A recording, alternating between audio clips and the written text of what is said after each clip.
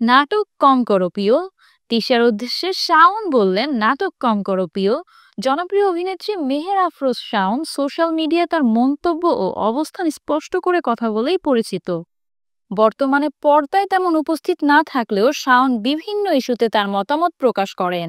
সম্প্রতি অভিনেত্রী নুসরাত ইমরোজ তিশার বিরুদ্ধে সমালোচনা করে একটি পোস্ট করেছেন শাওন। রোববার শাওন ফেসবুকে তিশার একটি ভিডিও শেয়ার করেন, যেখানে তিশা তার অভিনীত মুজিব একটি জাতির রূপকার সিনেমার বিষয়ে নিজের অভিজ্ঞতা শেয়ার করেছেন। ভিডিওতে তিশাকে শেখ হাসিনা সহ আওয়ামী লীগ নেতাদের সঙ্গে বেশ কিছু ছবি তুলে ধরা হয়েছে। এটির পরিপ্রেক্ষিতে শাওন লিখেছেন, এই মেয়েটাকে ছোটবেলা থেকে চিনতাম। নতুন কুড়িতে আমার ছোট বোনের সঙ্গে এক ব্যাচে ছিল, একই গানের শিক্ষকের কাছে তালিম নিয়েছে।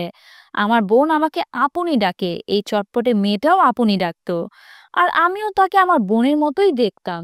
১৯৯৬ সালের জাতীয় সংসদে আমার মায়ের সহকর্মী শাহিন মনোয়ারা হক ওর কেমন যেন আত্মীয় ছিল।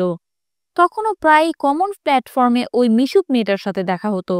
আমার পরিচালনায় একলা পাখি ধারাবাহিকে অভিনয় করার সময় অনেকটা দিন কাছাকাছি ছিল।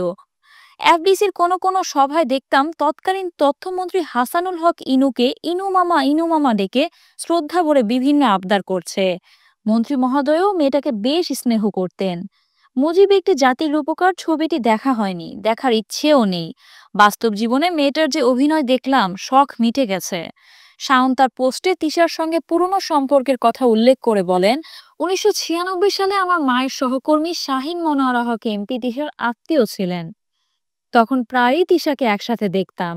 তবে মুজিব একটি জাতির রূপকার সিনেমায় অভিনয় করা তিশা সম্পর্কে শাওন বলেন, বাস্তব জীবনে মেয়েটার যে অভিনয় দেখলাম, শখ মিটে গেছে।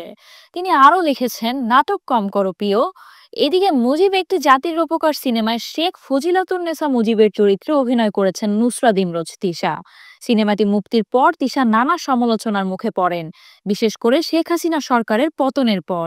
সিনেমাটি ২০২৩ সালে মুক্তি পায় এবং এটি পরিচালনা করেছিলেন ভারতীয় নির্মাতা শেম বেনেগাল।